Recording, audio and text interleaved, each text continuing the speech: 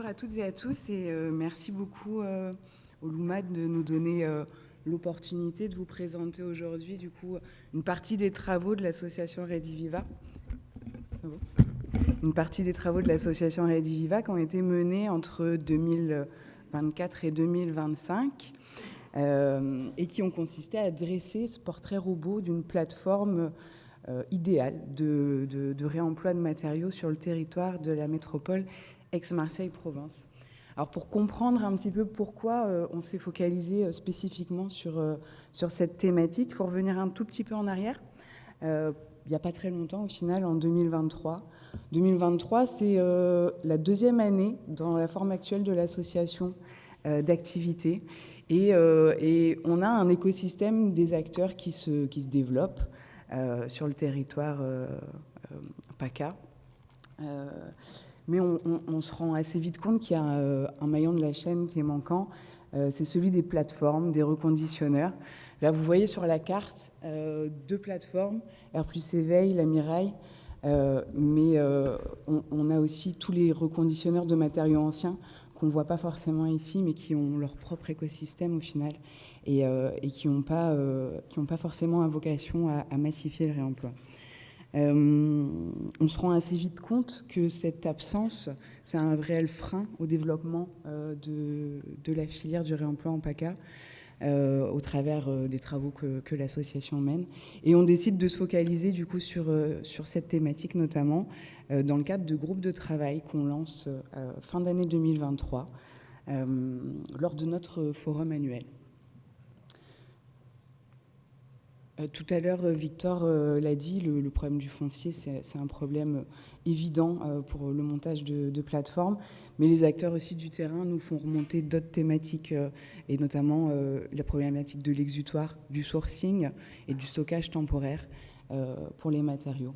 Lors de ce GT, on va explorer les différents modèles de plateformes qui peuvent exister, les synergies entre les acteurs aussi.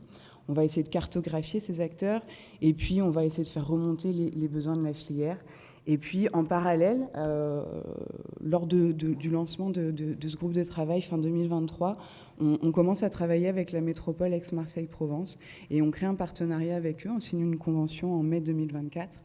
Eux sont particulièrement intéressés pour rendre des solutions de réemploi opérationnelles sur le territoire dans le cadre d'une démarche dans laquelle ils s'inscrivent du démonstrateur ville durable dans le cadre de France 2030. Et donc on crée ce partenariat et le portrait robot va découler de ce partenariat. Je vais laisser Marie du coup qui a piloté cette étude vous présenter ce portrait robot.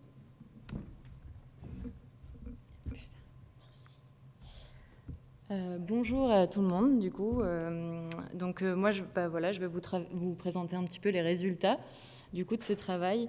Donc, on a fait en partenariat avec la métropole, avec un soutien financier.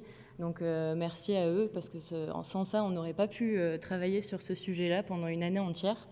Et ça nous a permis aussi d'embaucher l'expertise de réusage pour son expertise réemploi et data activiste aussi sur la partie plutôt gestion des données data de ce travail-là. Rapidement sur comment on a fait, comment on a procédé. En fait, on a réalisé 2 états des lieux en parallèle, avec le premier avec des maîtres d'ouvrage qui avaient des missions très différentes sur le territoire métropolitain, pour mieux comprendre leur activité, leurs priorités et aussi leurs besoins pour développer les démarches de réemploi sur le territoire. Et en parallèle de ça, on a aussi travaillé, on est allé s'entretenir avec plusieurs plateformes. Le but on a recherché en fait des plateformes très différentes les unes des autres dans leur fonctionnement, etc., pour identifier un peu qu'est-ce qui fonctionne le mieux dans chacune, parce qu'on sait qu'il y a des sujets sur la rentabilité, la pérennité de celle-ci. Donc on les a interrogés sur leurs activités actuelles et leurs perspectives d'évolution également. On sait aussi, bien sûr, on a fait beaucoup de recherches documentaires, donc on a beaucoup consulté des études tierces au niveau national et des articles, etc. Et bien sûr, les travaux de l'association que l'on mène tout au long de l'année, donc autour des groupes de travail que l'on a sur des thématiques, les REX, des visites de chantier, Voilà, tout ça ici. Et tout ça nous a permis de formuler ces préconisations pour rendre opérationnel le réemploi, et ça s'est traduit sur un modèle de plateforme. Voilà. Donc ici, vous retrouverez les grandes thématiques. En tout, il y en a eu 17 que l'on a vraiment travaillé. Il y a des fiches très denses et détaillées qui sont disponibles sur le site internet. Mais globalement, il y a 4 grandes thématiques. D'une part sur les activités et le lieu, le type de plateforme, les locaux, le type des produits, équipements, matériaux qui seraient accueillis, le côté offre et service aussi également, les utilisateurs. Une deuxième partie, du coup, rôle et stratégie, où on a travaillé sur la forme juridique qu'elle pourrait avoir, la gouvernance, les différentes sources de revenus, et également travailler sur sa stratégie de développement pour sa pérennité et assurer et imaginer une rentabilité sur ce modèle. Une troisième partie, partenariat et financement, où on montre qu'il faut une diversité de partenaires, qui soient opérationnels, institutionnels et financiers, pour faire fonctionner ce genre de plateforme, parce que c'est un écosystème. Et aussi, on a travaillé sur tout un pan de financement et d'investissement qui était disponible localement pour ce genre d'initiative. Et la dernière partie, qui est un peu plus opérationnelle, du coup, sur le suivi de l'activité et de la gestion des données de cette plateforme, où on a imaginé une marketplace qui pourrait communiquer avec plusieurs catalogues de plateformes au niveau régional, parce que c'est aussi notre zone de travail à l'association, et donc un système d'information dédié pour les activités, les suivis de flux entrants, sortants, etc. Tout un travail sur la traçabilité, la certification pour avoir des fiches matériaux et faciliter l'assurance.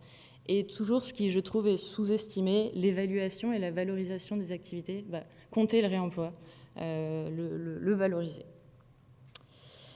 Et donc, sur cette base-là, je vais, donc pour ce portrait robot, reprendre le titre d'une zone de réemploi dans le contexte marseillais. On a tenté de l'imager au travers d'une illustration qui a été faite par une graphiste et atelier de nature. Sur cette zone, on imagine qu'elle est en zone périurbaine, avec une grande surface de stockage qui est équivalente en fait à des magasins de matériaux neufs, de matériaux classiques, quoi, entre 2500 et 3000 mètres carrés. Et dans l'idéal, une occupation pérenne pour sécuriser les investissements, etc. Et donc, elle va évoluer au fil de l'eau. Une plateforme, donc on l'a imaginé multi-activité pour diversifier donc, les sources de revenus aussi.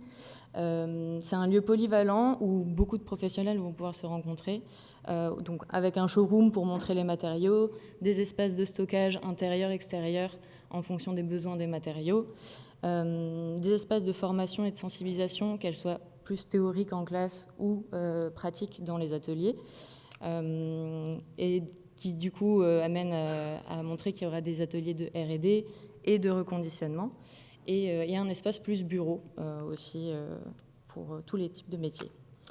Multimatériaux, dans le sens où on a quand même posé l'idée qu'il y a quand même 2 grandes catégories, on va dire. Les matériaux standardisés industriels, qui ça, on retrouve quand même au niveau national partout, comme les sanitaires par exemple, où c'est très standardisé. Donc c'est des choses qui peuvent être accueillies. Et en même temps, il y a tout un pan où là, on fait le focus sur la métropole d'Aix-Marseille-Provence, où il y a tout des matériaux locaux, patrimoniaux à valoriser. Et donc, des tuiles, tout sur les terres cuites, des tuiles, des briques, et puis autrement, des pierres comme les moellons, calcaires, des revêtements de sol et des menuiseries.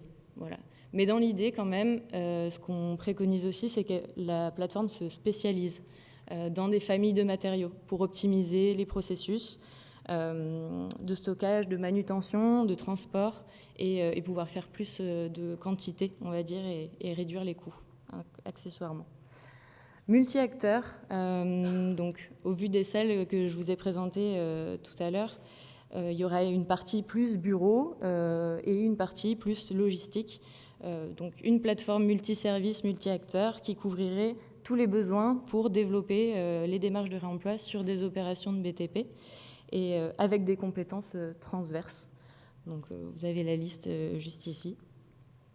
Cette plateforme aussi, elle serait ouverte aux professionnels et aux particuliers.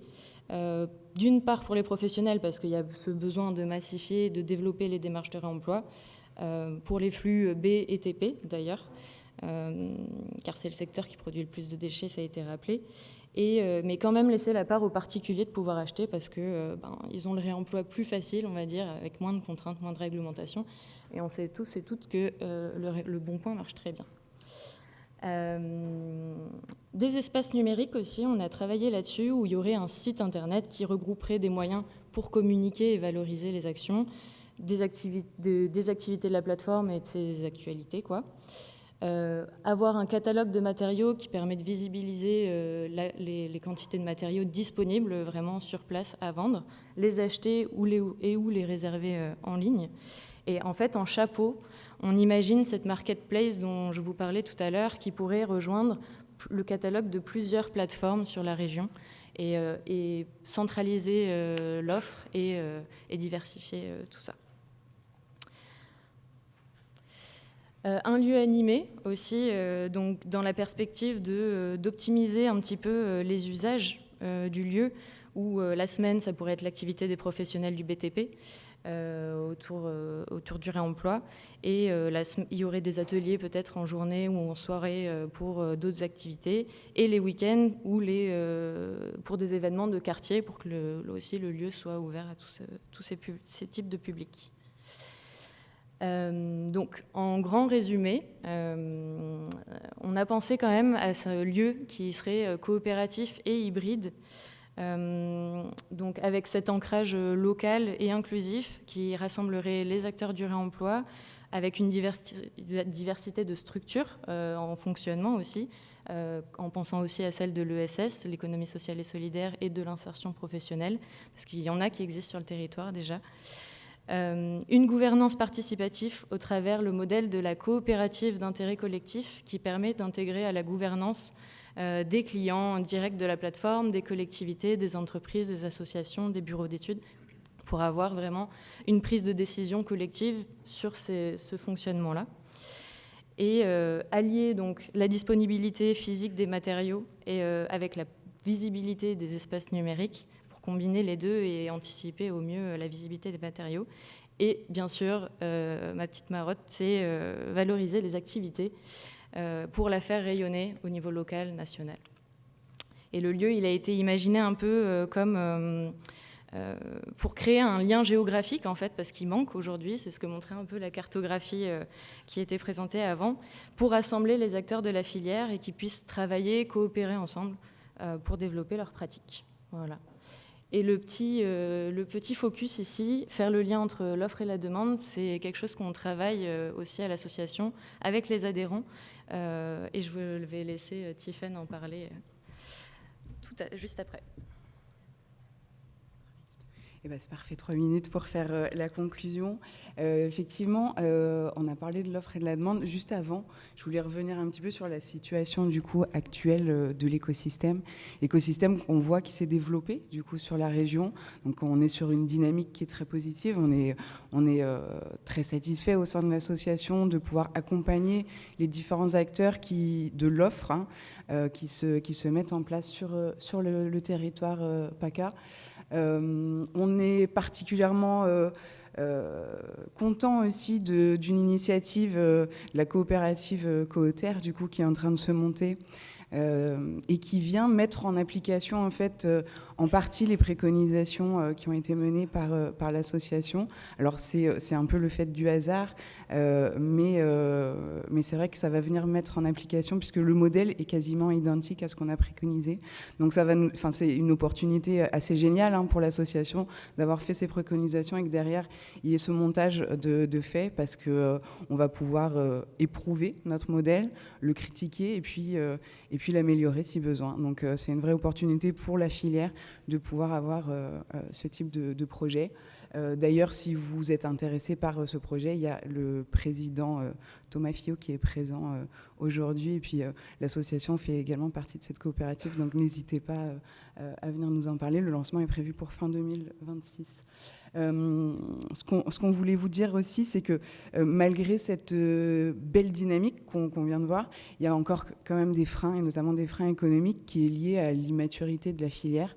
Et donc, on souhaite, nous, accompagner à travers 2 axes, hein, l'offre et la demande, essayer de stimuler ces deux axes. Ça a été pas mal évoqué déjà ce matin, notamment avec la plateforme de Roubaix. Et donc, in fine, on a la vocation de donner des perspectives aux porteurs d'offres et bien entendu de proposer des solutions au territoire.